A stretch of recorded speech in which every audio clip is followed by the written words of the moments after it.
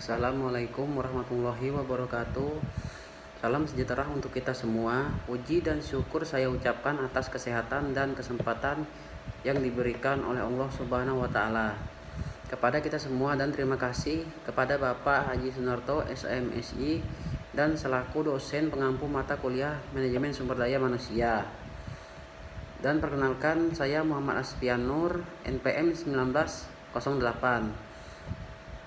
Prodi Manajemen kelas malam.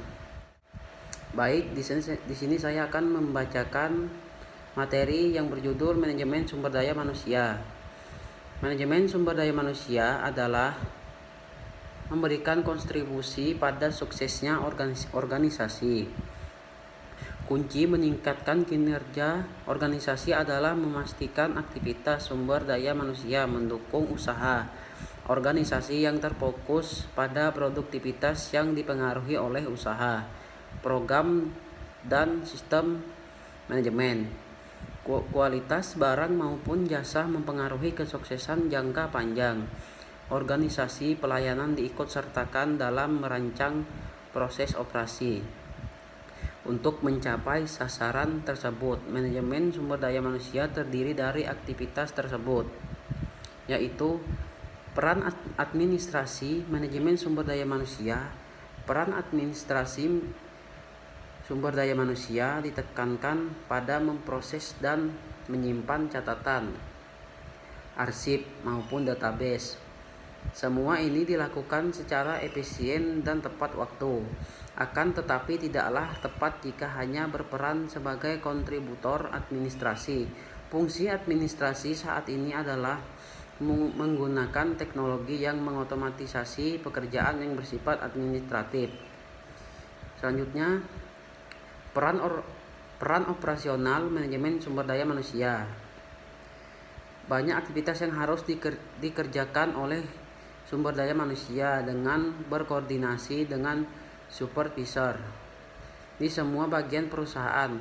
Penekanan operasional ini disebabkan keterbatasan kemampuan individu staf sumber daya manusia.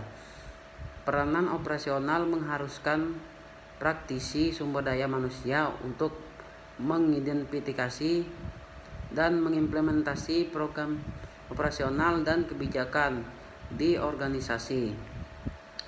Sumber daya manusia merupakan bagian dari rencana strategis perusahaan yang dibuat oleh pimpinan manajemen daripada ikut terlibat aktif membangun strategis tersebut.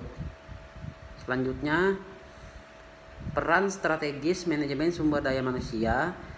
Peran strategis sumber daya manusia menekankan bahwa tenaga kerja dalam perusahaan adalah sumber penting dan investasi besar perusahaan. Agar sumber daya manusia memiliki peran strategis, maka harus berfokus pada masalah dan implikasi sumber daya manusia dalam jangka panjang. Selanjutnya, tingkat efektivitas manajemen sumber daya manusia dipandang mempengaruhi kinerja suatu organisasi. Contoh perusahaan General Electric dan perusahaan yang memproduksi otomatisasi pabrik dan kontrol.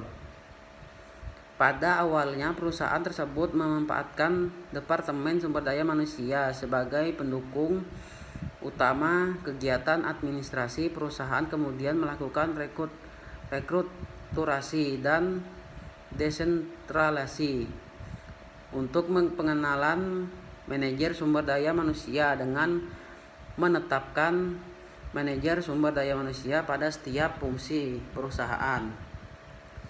Dengan sistem tersebut, manajer sumber daya manusia ikut berperan dalam pengembangan strategis usaha dan menjadikan dimensi sumber daya manusia sebagai faktor yang dipertimbangkan.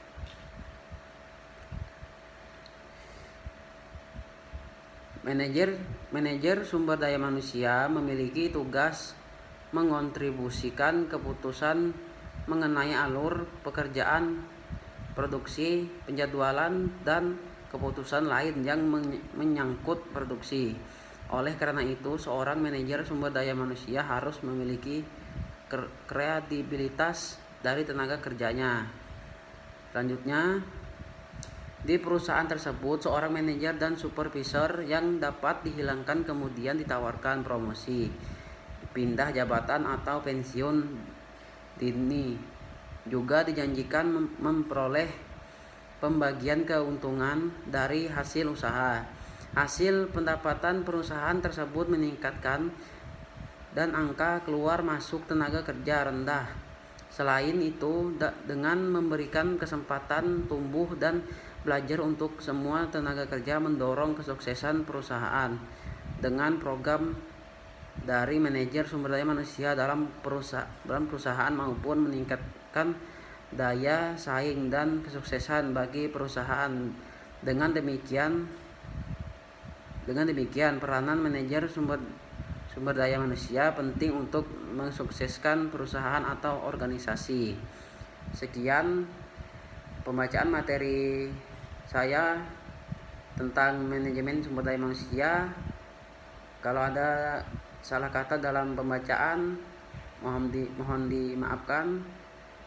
Sekian, terima kasih. Wassalamualaikum warahmatullahi wabarakatuh.